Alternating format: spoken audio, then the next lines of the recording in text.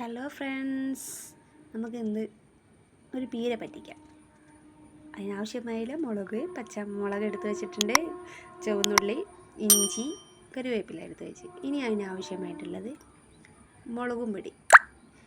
അത് ആവശ്യത്തിനിട്ട് അത് എരിവിനനുസരിച്ച് ഇട്ടാൽ മതി കേട്ടോ. നിങ്ങൾക്ക് എത്ര വേണ്ടനുസരിച്ചിട്ട് മുളകും പൊടിയിട്ട്, പിന്നെ മഞ്ഞൾപ്പൊടി എടുത്ത്, പിന്നെ ആവശ്യമായിട്ടുള്ള മല്ലിപ്പൊടിയും കൂടി നമുക്ക് ആഡ് ചെയ്യാം. മല്ലിപ്പൊടി ഇട്ട് ആവശ്യത്തിന് കൂടുതലായി കഴിഞ്ഞാൽ മല്ലിപ്പൊടിക്ക് ഒരു കയ്പ്പ് വരും. കുറഞ്ഞ മല്ലിപ്പൊടി ഇട്ട് ഇത് നമുക്കൊന്ന് മിക്സിക്ക് ചെറിയ ജാറിനകത്തിട്ടൊന്ന് ചതച്ചെടുക്കാം. അപ്പോൾ അതിനെല്ലാം ചതച്ചെടുത്തു. ഞാനിത് റെഡിയാക്കി വെച്ചു. ഇനി നമുക്കിതിന് ആവശ്യമായിട്ടുള്ളത് ഞാൻ നേരത്തെ വെള്ളത്തിലിട്ട് വെച്ചായിരുന്നു കേട്ടോ. പുളി ചൂടുവെള്ളത്തിലിട്ടേക്കുമ്പോൾ പുളി പെട്ടെന്ന് ഇറങ്ങും. അപ്പോൾ പിന്നെ എനിക്ക് നെത്തോലി കിട്ടിയില്ല കേട്ടോ. എനിക്ക് കിട്ടിയ മാന്തളാണ്. നെത്തോലി കിട്ടാത്തതുകൊണ്ട് എനിക്ക് കഴിക്കണം തോന്നി. അപ്പോൾ ഞാനിന്ന് നെത്തോലി കിട്ടിയില്ല. അപ്പോൾ മാന്തളല്ലേ, മാന്തളുമ്മൽ അഡ്ജസ്റ്റ് ചെയ്തു. മാന്തളെങ്കിലും മാന്തൾ. അപ്പോൾ അങ്ങനെയൊന്ന് ഉണ്ടാക്കി നോക്കാമെന്ന് വിചാരിച്ചു. ആദ്യമായിട്ടാണ് ഞാൻ ഉണ്ടാക്കുന്നത് കേട്ടോ. എനിക്ക് ഇത്ര വലിയത് അറിയത്തില്ല. ഈ മാന്തൾ വെച്ച് പീര പിറ്റിച്ചാൽ ടേസ്റ്റ് ഉണ്ടാവുമോ ഇല്ലയോ എന്നൊക്കെ അറിയത്തില്ല. എന്തായാലും കഴിക്കണമെന്ന് തോന്നിയപ്പോൾ ഉള്ള മീൻ വെച്ചിട്ടൊന്ന് ഉണ്ടാക്കാമെന്ന് വിചാരിച്ചു. നമ്മൾക്ക് തോന്നുമ്പോൾ ആ നെത്തോലി തന്നെ കിട്ടുമെന്ന് നമ്മൾ നോക്കി നിന്നിട്ട് കാര്യമില്ലല്ലോ. അപ്പോൾ ഉള്ള മീൻ വെച്ചിട്ടാണ് ആ പീര പറ്റിക്കാമെന്ന് വിചാരിച്ചു. അതിൻ്റെ അരപ്പെല്ലാം ഞാൻ റെഡിയാക്കി ഒതുക്കി വെച്ചു. ഇനി നമ്മൾ വെള്ളത്തിലിട്ട് വെച്ച പുളി അത് അതിനകത്ത് ഇട്ട്, പിന്നെ നമ്മൾ എടുത്ത് വെച്ച കറിവേപ്പില ഉണ്ടായിരുന്നു.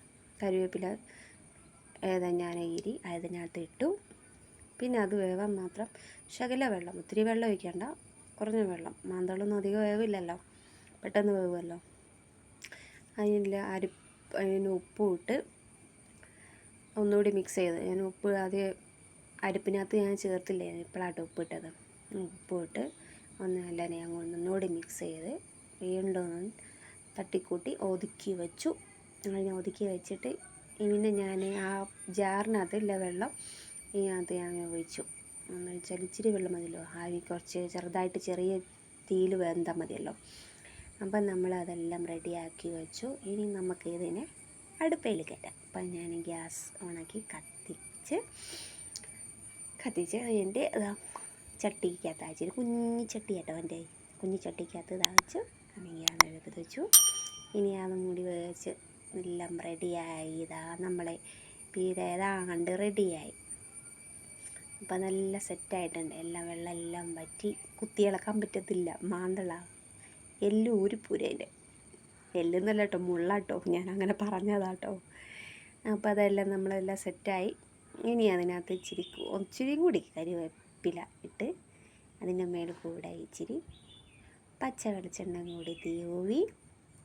അപ്പം നമ്മളെ ഇന്നത്തെ പീര പറ്റിക്കൽ റെഡിയായി. അപ്പം ഞാനൊന്ന് കഴിച്ചിട്ട് വരാം.